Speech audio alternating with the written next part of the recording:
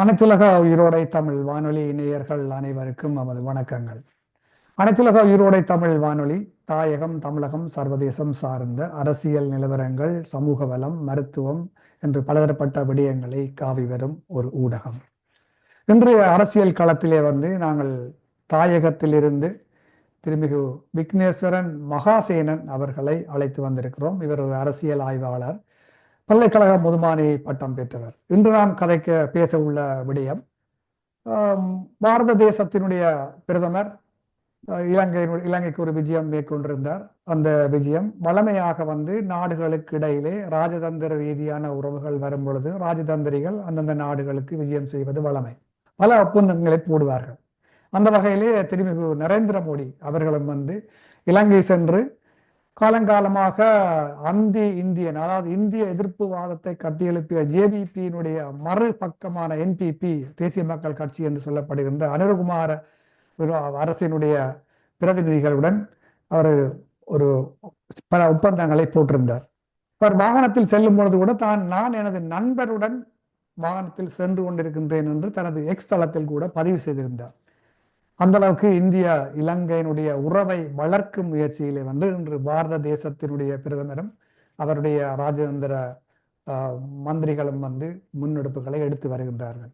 இதுவரை காலமும் இந்திய இலங்கை உறவு என்று பார்க்கும் பொழுது இலங்கையினுடைய உறவு என்பது தமிழகத்தின் ஊடாகத்தான் இதுவரை காலமும் இருந்தது. ஆனால் இன்று ஈழத்தமிழர்களையும் தமிழகத்தையும் தவிர்த்து நேரடியாகவே மத்தியை நோக்கி இந்த இந்திய இலங்கை உறவு என்பது அந்த திசை மாற்றத்தில் போய்கொண்டிருக்கின்றது. இது உண்மையிலே ராஜதந்திர உறவா அல்லது ராஜதந்திர உறவின் ஊடாக தங்களுடைய நலன்களை பேணுவதற்காக பௌத்த மதத்தை சார்ந்து இன்று இந்த நகர்வு நடைபெறுகின்றதா என்பது பற்றி நாங்கள் இன்று மகாசேனன் அவர்களுடன் கதைப்போம். வணக்கம் மகாசேனன். வணக்கம். உங்களுடைய பார்வையில் இந்த இலங்கை இந்தியாவினருக்கு இடையிலே இருக்கின்ற உறவு என்பது இப்பொழுது அவர்கள் பல முயற்சிகளை செய்து அவர்கள் தங்களுடைய உறவுகளை வளர்ப்பதற்கான ராஜதந்திர உறவுகளை மேற்கொண்டு வருகின்றார்கள். இதற்கு முதல் சீனாவினுடன் இலங்கை பல ஒப்பந்தங்களை போட்டது. அந்த சீனா ஒப்பந்தத்தை முறியடிக்கும் விதத்திலும் இந்த இலங்கை இந்திய ஒப்பந்தம் நடைபெற்றதா? அதில் முக்கியமாக பார்த்தீர்கள் என்று சொன்னால், ஒரு பெரிய ஒரு தேசம், இந்திய தேசம் என்றதும் பாரத தேசம் பிரதமர் ஒரு சிறிய நாடான இலங்கையிலே, அதுவும் இனவாதம் மிக்க பௌத்த இலங்கையிலே ஒரு பௌத்த தேரருடைய காலில் ஒரு பெருந்தேசத்தின் தலைவர் விழுந்து வழங்குகின்றார். இந்த செய்திகள் என்னத்தை சொல்கின்றது? இந்தியா என்னத்தை செய்ய விளைகின்றது? நிச்சயமா. அதாவது நாங்கள் இந்த விஜயத்துல குறிப்பாக நரேந்திர மோடி அவர்கள், இந்திய பிரதமர் நரேந்திர மோடி அவர்களது இலங்கை விஜயம் என்பது உண்மையில கடந்த கால ஒரு இலங்கை இந்தியா உறவுண்ட ஒரு சூழலை முழுமையாக மாற்றி அமைப்பதற்கான ஒரு எத்தனத்தை தான் நாங்க பார்க்கக்கூடியா இருக்கு. நீங்க ஆரம்பத்தில் சொன்ன மாதிரி குறிப்பாக இதுவரை காலமான இலங்கை இந்திய உறவு என்பது கிட்டத்தட்ட ஒரு பண்பாட்டு தொடர்ச்சி, நாகரீகங்களின் இரட்டையர்கள் என்றெல்லாம் அழைக்கப்படுவது, சிறப்பிக்கப்படுவது உண்டு. இந்த நாகரீகங்களின் இரட்டையர்கள், பண்பாட்டு தொடர்ச்சி எல்லாம் எது கூட கடத்தப்பட்டன்னு சொன்னால் தமிழக ஈழத்தமிழர் உறவு, தமிழகம் ஈழத்தமிழர் உறவு கூடத்தான் இலங்கை இந்தியா பண்பாட்டு தொடர்பு என்பது இதுவரை கட்டமைக்கப்பட்டு வந்தது. அதன் அடிப்படையில் கடந்த கால வரலாறுகள் முழுமையாக நிரப்பப்படுகின்றது. ஆயினும் தற்போதைய இந்திய பிரதமர் விஜயம் அந்த கட்டமைப்பை முழுமையாக திசை திருப்புவதாக காணப்படுகின்றது. குறிப்பாக புதுடெல்லி, கொழும்பு ஒரு பௌத்தத்தினூடாக தங்களது உறவை கட்டமைக்கிறதுக்கான எத்தனத்தை இது வழங்கி இருக்குது. குறிப்பாக நாங்க சொல்ல போனோம் என்று சொன்னால், இது ஒரு சீனாக்கான பதிலடியாகவும் இருக்கலாம். என்னன்னு சொன்னால், சீனா அண்மை காலமாக பௌத்தத்தின் அடிப்படையில் தான் அண்மை காலமாக ஒரு பௌத்தத்தின் அடிப்படையில் தான் தங்களை ஒரு பண்பாட்டு தொடர்புள்ள ஒரு தேசமாக வலிந்து உருவாக்க முற்படுகிறார்கள். சீனாவையும் இலங்கையும் ஒரு பண்பாட்டு தொடர்ச்சியுடைய அரசாக வலிந்து உருவாக்க முற்படுகின்றார்கள். ஆனால் நாங்கள் விரும்பியோ விரும்பாமலோ ஏற்றுக்கொள்ளப்பட வேண்டிய விஷயம். பௌத்தத்தினூடான இலங்கை இந்திய உறவு என்பது இயல்பானது என்று சொன்னால், ஏதோ ஒரு வகையில இலங்கைக்கான பௌத்தம் என்பது இந்தியாவில் ஊடாகத்தான் கொண்டு வரப்பட்டது. உண்மையில நாங்கள் அதை என்ன சொல்றது, இன்றைக்கு என்ன இந்தியா எதிர்ப்பு என்பது இந்தியா மீதான இலங்கையின் தென்னிலங்கையின் எதிர்ப்பு என்பது இந்தியான காலனித்துவத்துக்கு எதிராக, இந்தியான ஆக்கிரமிப்புக்கு எதிராக தான் இருக்குது. ஆயினும் இந்தியாவில் கொண்டு வரப்பட்ட ஆக்கிரமிப்பு சக்தியை வச்சு கொண்டுதான் அந்த ஆக்கிரமிப்புக்கான ஒரு யுத்தத்தை செய்கிறார்கள் என்றதான் நாங்கள் சிந்திக்கொண்ட விஷயம். குறிப்பாக இலங்கைக்கு பௌத்தம் வந்தது ஒன்றும் என்ன சொல்றது, நாங்கள் வெளிப்பாராட பார்க்கிற மாதிரி ஒரு நட்பு பாராட்டினது கேள்விக்குறியா இருக்குது. என வரலாறு முழுக்கவே எந்த ஒரு ஆக்கிரமிப்புமே மதம் கூடாதான் மேற்கொள்ளப்படும். எங்களுக்கு அண்மை நாங்கள் கண்ணுக்கு மேல பார்க்க போனோம்னு சொன்னா எங்கட காலனித்துவம், எங்கட நாங்கள் சந்திச்ச ஐரோப்பிய காலனித்துவம் என்பது ஐரோப்பிய காலனித்துவத்துக்குள்ள வந்ததுதான் மதத்துக்குள்ளாதான் அது வந்தது. அப்படித்தான் என்ன தேவை நம்ம தீசன் காலத்துல இலங்கைக்கு அசோக பேரரசால அனுப்பப்பட்டிருந்த பௌத்தம் என்பது கிட்டத்தட்ட இலங்கையின் அசோக பேரரசுக்கு இல்ல ஒரு சிற்றரசாக இலங்கை ஆளப்பட்டு வந்ததுதான் பௌத்தம். அந்த அடிப்படையில தீசாண்ட பட்டமும் தேவை நம்பியனுக்கு தீசாண்ட பட்டமும் வழங்கப்படுகின்றது. சோ இது ஒரு காலனித்துவ சக்தியாத்தான் இலங்கைக்கு பௌத்தம் வந்திருந்தது. எனினும் பிற்பட அந்த பௌத்தம் சார்ந்த இந்தியா ஒரு இந்துத்துவ நாடாக தன்னை இந்து பாரம்பரியத்தின் கட்டமைப்பாக தன்னை முழுமைப்படுத்தப்படும் போதும் பௌத்தம் அதுக்குள்ள கரைஞ்சி போற தன்மை இருந்தது. இது இல்ல இந்தியாவை பொறுத்தவரை இந்தியாவில எப்படி பௌத்தம் இருக்குன்னு சொன்னால் அது இந்து மதத்தின் ஒரு பிரிவு. கிட்டத்தட்ட நாங்கள் அண்மையில என்ன புதுசா கட்டப்பட்ட அயோத்தி கோயில பார்த்தா கூட தெரியும். அயோத்தி கோயில கற்ப கிரகத்துல இருக்கிற ராமற்ற சிலையின் இந்த பிம்பத்துல தசவதாரம் இருக்குது.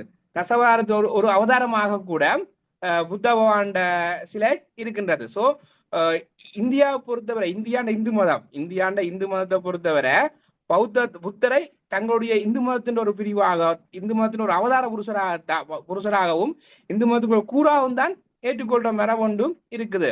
சோ அந்த பின்னணிக்குள்ள என்ன நடக்குன்னு சொன்னால், இது இலங்கையின் பௌத்தத்தை ஒரு ஏற்றுக்கொண்டு செயற்படுற இலங்கையின் பௌத்தத்தை ஏன்னா இது இந்து மதத்தின் ஒரு கூறு. இந்தியாவை பொறுத்த வரைக்கும் பௌத்தம் என்பது இந்து மதத்தின் கூறு. சோ அந்த இந்து மதத்தின் கூரை ஏற்றுக்கொள்ற தன்மை இருக்குது. குறிப்பாக அவருடைய விஜயம் என்பது, அதாவது இந்தியான பௌத்தம் இலங்கைக்கு அனுப்பப்பட்ட ஒரு தேசம் அன்றாபுர ராசானை காலப்போதுதான் அது வருகின்றது. அது மட்டும் இல்லாமல் அவர் விஜயம் செய்த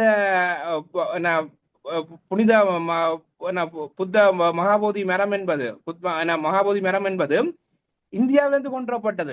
அவர் செய்தியை சொல்லுவாரார், ஏன்னா இந்தியாவிலிருந்து ஒரு கிளைதான் இன்றைக்கு உங்கள்ட ஒரு புனிதமா இருக்கப்படுகின்றது. இந்தியாவிலிருந்து கொண்டுவரப்பட்ட ஒரு கிளைதான் ஒரு புனிதமா இருக்கின்றது. சோ இந்தியாவோட ஒரு கிளைதான் நீங்கள் என்ற ஒரு செய்தி தான், இந்தியாவோட ஒரு கிளைதான் நீங்கள் என்ற செய்தி என்ற செய்திக்குள்ளாலதான் இந்தியா வருகின்றது. அந்த அரச மரத்தினுடைய கிளை என்ற சொல்லாடலுக்குள் பொதிந்து கிடக்கின்ற அரசியலும், அனுராதபுரத்திலிருந்து அவர் ராமேஸ்வரம் சென்ற வழிபாதையும் பல செய்திகளை சொல்லுகின்றன.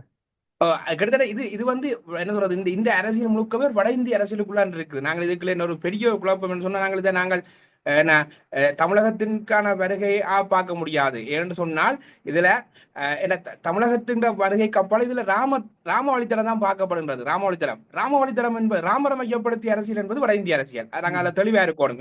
எங்களுக்கு இந்தியா சார்ந்த ஒரு புரிதல் நாங்கள் தெளிவா இருக்கணும். என்று சொன்னால் ராமர் பற்றிய அரசியல் தமிழகத்துல பூச்சி அளவுல சொல்லுவேன். அது அங்க ராமர் பற்றிய அரசியல் தமிழகத்துல பெரிய செல்வாக்கு இல்லை. அனுராதபுரத்துக்கும் ராமேஸ்வரத்துக்கும் சென்ற அந்த வழிபாதையை கூட செய்திகளில் எங்களால் பார்க்கக்கூடிய இருந்ததுன்னு சொன்னா, அவர் அந்த ராம பாலத்தை பார்த்து சென்றார், அந்த அண்டர்லைன் பண்ணி அதை கோடிட்டு சொல்கிறார்கள். இது ஒரு செய்தியை வழங்குகின்றார் அவர். என்ன சொல்றது, அந்த தங்கள் எதிர்காலத்துல இது ஒரு என்ன சொல்றது, அந்த ஒரே பகுதி இந்தியா இலங்கையும் ஒரே பகுதி என்ற செய்தியைத்தான் மூல இந்தியாண்ட அந்த பிக் பிரதர் என்ற எண்ணங்களுக்குள்ள அது வெளிப்பாடுதான். இது நாங்கள் இதுல பெரிய ஆபத்து எங்களுக்கு என்னன்னு சொன்னால், இந்தியா இலங்கையின் பௌத்தத்தை ஏற்றுக்கொள்வது. ஏன்னு சொன்னால் இப்ப நாங்கள் பௌத்த மதத்தை உன்னதமாக பார்க்கிறோம், அதுல மாற்று கருத்து இல்ல. புத்த பகவான கருத்துக்களை உன்னதமாக பார்க்கிறோம். எங்களுக்குள்ளேயும் புத்த பகவான சிந்தனைகளை நாங்கள் ஒரு முற்போக்க சிந்தனையாக நாங்கள் அதை வரவேற்கிற தன்மை இருக்கு, அதை மாற்று கருத்து இல்லை. ஆனால் இலங்கையின் பௌத்தம் எத்தகையது, இலங்கையின் பௌத்தம் எத்தகைய அரசியல் வழிபாதப்படுகின்றது. எங்களுக்கு அதுதான் சவாலா இருக்குது. கிட்டத்தட்ட நாங்கள் அதிக உரையாடுற விடயம், அதாவது ஒரு அரண்மனையை விட்டு துறவரம் போன புத்த பகவானை வச்சு கொண்டுதான் இலங்கையில ஈழத்தமிழர்களின் வாழ்விடங்கள் சிதைக்கப்படுகின்றது. ஈழத்தமிழ் வாழ்விடங்கள் மீதான ஆக்கிரமிப்பு என்பது அரண்மனையை துறந்து சென்ற புத்த பகவானை வச்சு கொண்டு செய்யப்படுகின்றது. இலங்கையில் இருக்கிற பௌத்தம் என்பது கிட்டத்தட்ட புத்த பகவான் கருத்துக்கள் வந்து நேரெதிரான கருத்துக்கள். அந்த கருத்தை ஏற்றுக்கொள்ற தன்மைக்குள்ள இந்திய அரசு செல்கின்றதா?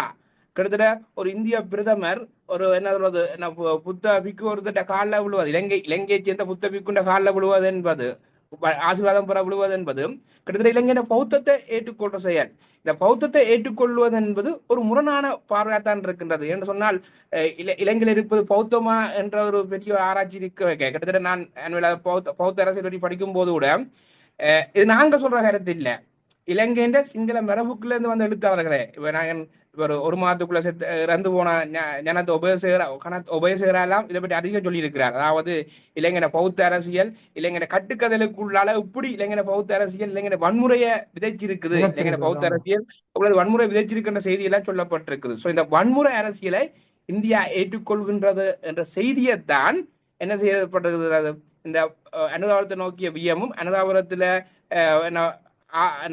பிரதான பௌத்த பிக்குண்ட காலில் விழுந்து ஆசீர்வாதம் பெற்ற செய்திகளும் சொல்லுகின்றதா நான் பார்க்கின்றேன். இல்ல அது மட்டுமல்ல, இந்திய பிரதமர் வந்து அங்க இலங்கை வரும்பொழுது அந்த பௌத்த பீடாதிபதிக்கு இந்தியாவிலே அகழ்வாராய்ச்சி செய்த பௌத்த மதங்களினுடைய ஒரு பத்திரங்களையும் கொண்டு வந்து அவர் கொடுத்திருக்கிறதாக நாங்கள் அறிகின்றோம். இது ஒரு பாக பிரிவினமா எனக்கு நான் செய்தியை சொல்லிக்கிறேன். அதாவது குஜராத்தில் ஒரு ஆய்வு செய்யப்பட்டிருக்குது. அந்த ஆய்வுல புத்த பகவான் நினைவு சின்ன தடங்களோ எடுக்கப்பட்டுள்ளது என்ற செய்தியை சொல்லும் போது அதை தாங்கள் இலங்கைக்கு பாரப்படுத்த விரும்புவதாக, இலங்கை காட்சிப்படுத்த விரும்புவதாக, அதை தாங்கள் ஜனாதிபதி உரையாடுவதாகவும் இந்திய பிரதமர் சொல்லியிருக்கிறார். இது ஒரு பாக பிரிவினை.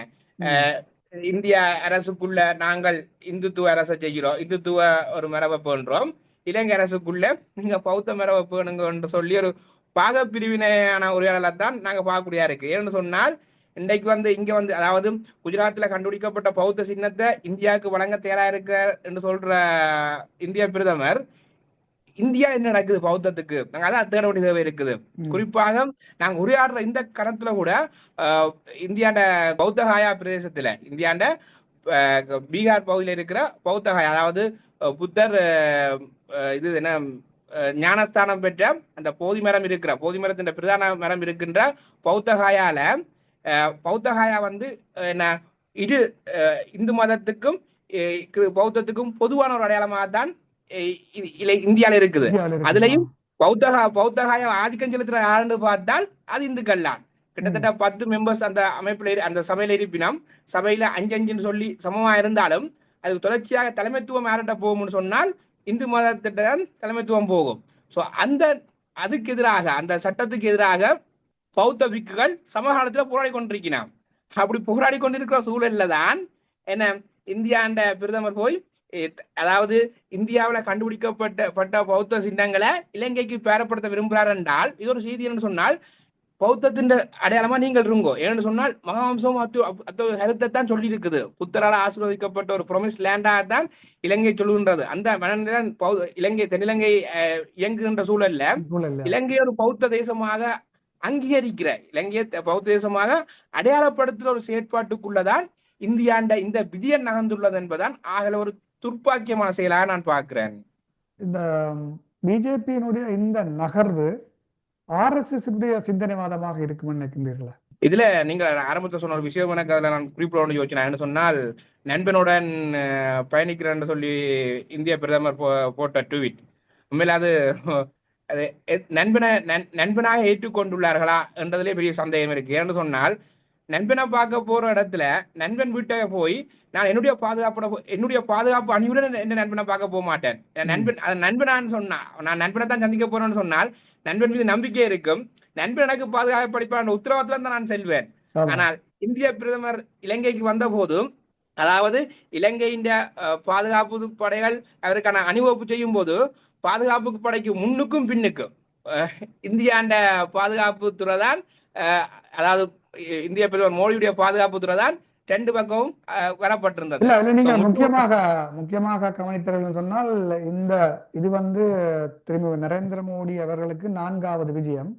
கடந்த 3 முறையும் வரும் பொழுது அவர்களுக்கு எப்படியான பாதுகாப்பு ஒன்றும் இல்லை. அவர் ரணில் விக்ரமசிங்க சந்திச்சிருக்கின்றார், ராஜபக்ச சந்திச்சிருக்கின்றார். இப்படியான இந்த இந்திய பாதுகாப்பு அவர் வழங்கப்படவில்லை.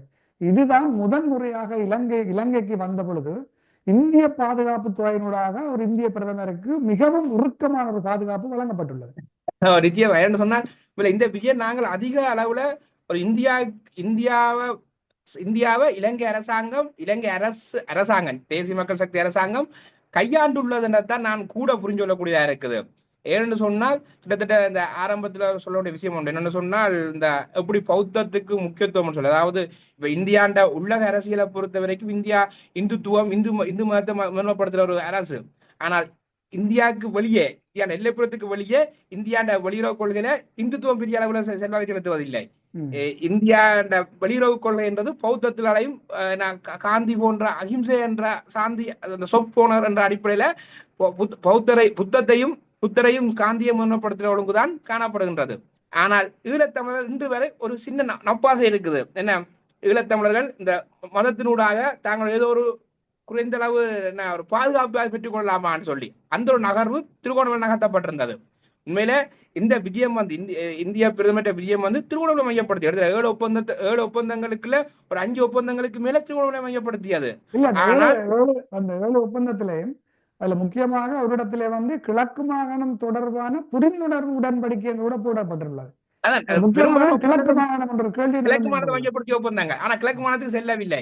இது நாங்க தேட வேண்டிய விஷயம். என்னன்னு சொன்னால், ஆனால் இந்திய பிரதமர் விஜயம் பற்றிய உரையாடல்கள் ஆரம்பத்துல இந்த கிழக்கு மாகாணத்துக்கான விஜயம் பிரதான ஒரு உரையாடலாக காணப்பட்டிருந்தது. என்று சொன்னால் கிட்டத்தட்ட இந்தியா பிரதமர் விஜயம் பற்றிய உரையாடல் முடிவடைந்து ஒரு வார கால பகுதிக்குள்ள இலங்கையில் இருக்கிற இந்திய துணை தூதரகம் திருகோணமலைக்கு விஜயம் செய்திருந்தது. திருகோணமலைக்கு விஜயம் செய்து குறிப்பாக திருக்கோணச்சேரத்துக்கு விஜயம் செய்திருந்தது. திருக்கோணச்சேர விஜயம் செய்து கலாவிகளை மேற்கொண்டிருந்தது. அந்த சந்தர்ப்பத்துல இலங்கையில் இருக்க இந்து மகாசபையின் உபதலைவரும் இந்திய பிரதமரை திருகோணமலைக்கு வருமாறு அழைப்பு விடுத்திருந்தார். இது ஒரு வகையில திருக்கோணச்சேரத்தை பாதுகாக்கிறதுக்கு, திருக்கோணச்சேரம் பௌத்த ஆக்கிரமிப்புக்குள்ள போய் கொண்டிருக்கு ஒரு வரலாற்று மரபு. சோ அதை பாதுகாக்கிறது அடிப்படையில் இந்து மகாசபை அழைப்பு விடுக்கப்பட்டிருந்தது. பலத்த நம்பிக்கை இருந்தது. திருகோணமலை மையப்படுத்திய விஜயம் தான் இந்தியா இந்த முறை விஜயம். சோ கண்டிப்பா வருவார்னு சொல்லி இறுதி நேரங்கள்ல அந்த விஜயம் ரத்து செய்யப்பட்டதாக அறிவிக்கப்பட்டது. சோ இதுல என்ன சொல்றது, ஒரு இந்தியாண்ட விருப்புக்குள்ள இந்தியா இலங்கை அரசின் விருப்புக்குள்ளதான் இயங்கி இருக்குது. அதன் அடிப்படையில் திருவண்ணாமலை பயணம் ரத்து செய்யப்பட்டதும் அன்றாவர பயணம் திட்டமிடப்பட்டதும் காணப்படுகின்றது. அது அச்சம்தான். வளமையாகவே ஒரு வெளிநாட்டிலிருந்து ஒரு ராஜதந்திரி வரும் பொழுது, ஒரு நாட்டுக்கு அவர் விஜயம் செய்யும் பொழுது அந்த நாட்டினுடைய வெளியுறவு அமைச்சுத்தான் அவர்களுடைய இந்த விஜயங்கள் என்னென்ன எங்கெங்கு போகலாம், யாரை சந்திக்கலாம் என்ற ஒரு நிகழ்ச்சி நிரல்களை போடுவார்கள்.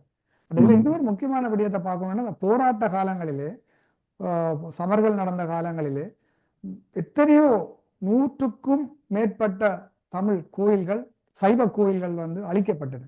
அந்த நேரங்களிலே இந்த எத்தனை கோயில்கள், இந்து கோயில்கள் அழிக்கப்பட்டதுன்ற ஒரு பட்டியல் எடுத்து இந்தியாவிலே RSSக்கும் இந்தியாவிலுடைய அந்த சிவசேனா போன்ற அமைப்புகளுக்கும் அனுப்பி வைக்கப்பட்டது. எந்த நடவடிக்கையும் எடுக்கப்படவில்லை. நான் இது பற்றி நான் என்னுடைய நண்பர், நான் டெல்லியில படிக்கிற மட்டும் இல்ல, என்னுடைய நண்பரோட இப்படி உரையாடினான். அதாவது இங்க வட இந்திய நண்பருடன் இப்படி உரையாடினான்.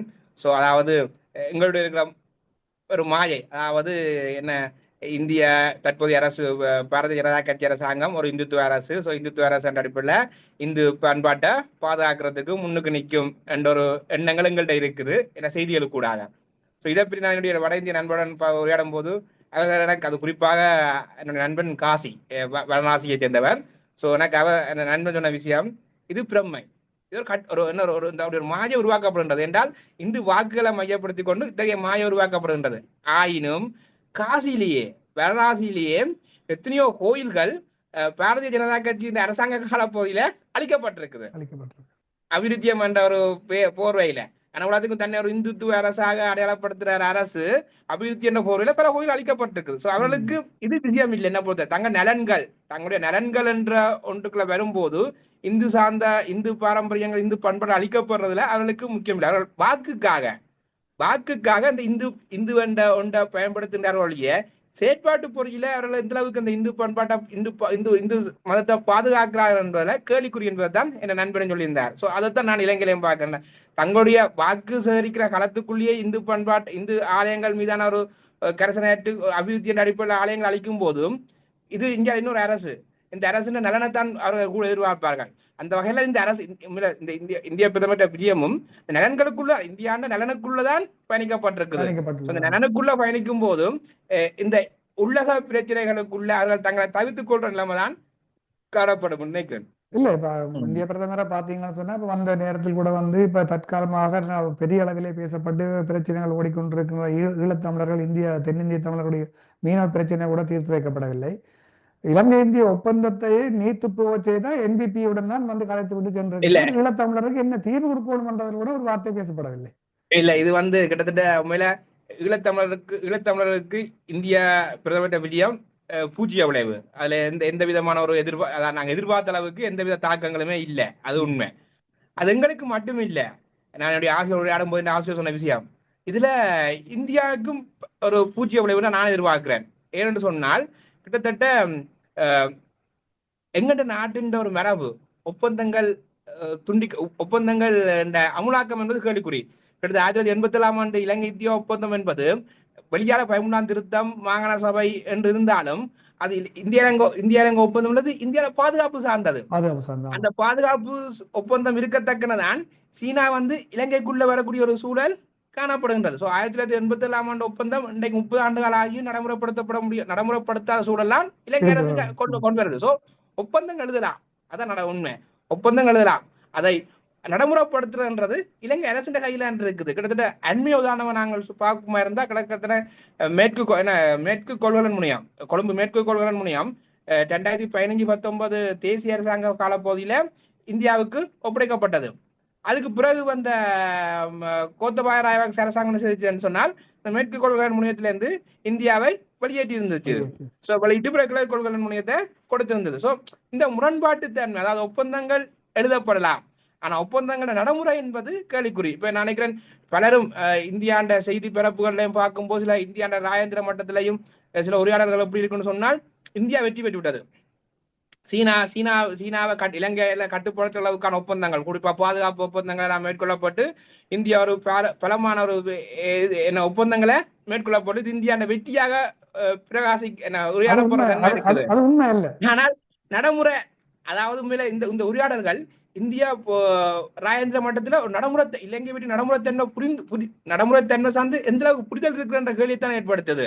ஏன்னு சொன்னா இலங்கைய வரலாறு, இலங்கை அண்மைக்கால வரலாறு, அதுக்கு கொழும்பு கொள்கலன் முனையத்துக்கு அப்பால இங்க கிட்ட வந்து சொன்னால் வெண்ணாறுல அதானியின் காற்றால அதானி காற்றாலையும் கிட்டத்தட்ட இந்திய இலங்கை ஒரு உடன்படிக்கை தான்.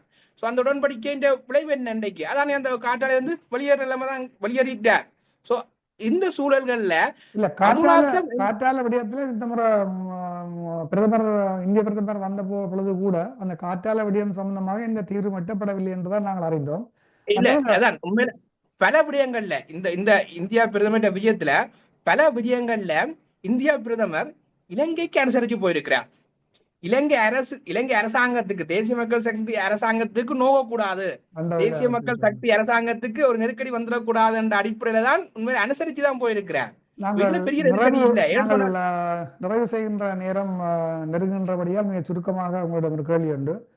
இப்ப இந்த தற்பொழுது நடந்த இந்திய பிரதமருடைய இந்த விஜயம் என்ன விடயத்தை சொல்ல வருகின்றது என்றால், இந்தியாவை பொறுத்தவரையில வந்து நாங்கள் இதுவரை காலம் ஈழத்தமிழருடைய நிலப்பரப்பு, அதாவது தென்னிந்தியாவை ஒட்டி இருக்கின்ற வடக்கு கிழக்கு பிரதேசம் வந்து இந்தியாவுக்கு ஒரு பாதுகாப்பான அரணாக நாங்கள் பேசிக்கொண்டிருக்கின்றோம்.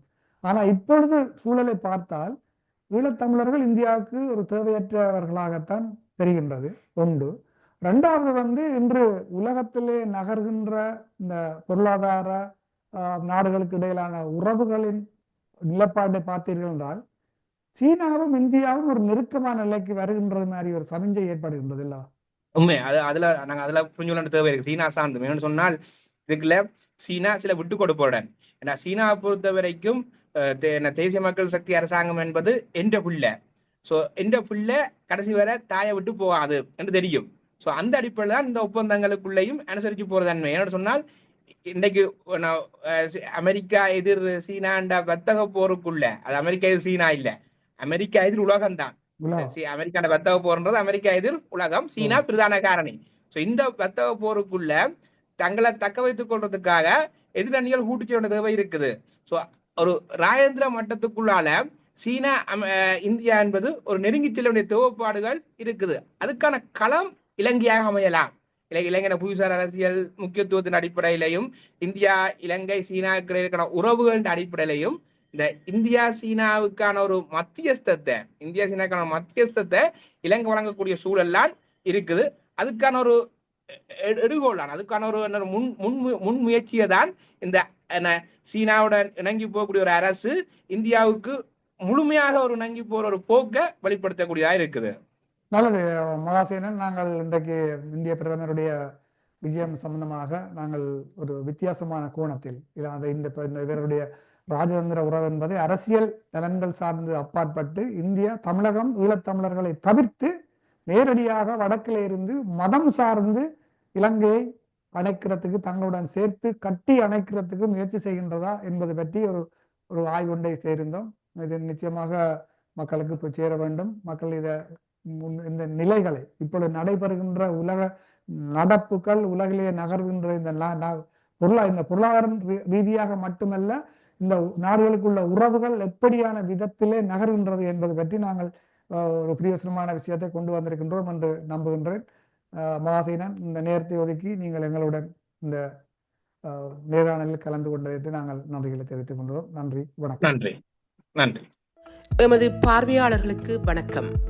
மக்களின் குரலாய் ஓங்கி ஒலிக்கும் இலக்கு மின்னிதழ் மற்றும் உயிரோடை தமிழ் வானொலி ஆகிய இவ்விரு ஊடகங்களும் உங்களைப் போன்ற எமது நேயர்கள் நண்பர்களின் ஆதரவிலேயே இயங்கி வருகின்றன. மிக குறைந்த பலங்களுடன் பல இடர்கள் மற்றும் தடைகளை தாண்டி பயணிக்கும் எமது ஊடகங்களின் பணிகள் மேலும் வளர உங்களால் முடிந்த நிதியுதவியை வழங்கி இன்னும் காத்திரமான செயற்பாடுகளை முன்னெடுக்க உதவுமாறு மிகவும் பணிவன்புடன் வேண்டி நிற்கின்றோம். உங்கள் பங்களிப்பு உங்களின் உரிமை குரலாய் ஓங்கி ஒலிக்கும். நன்றி.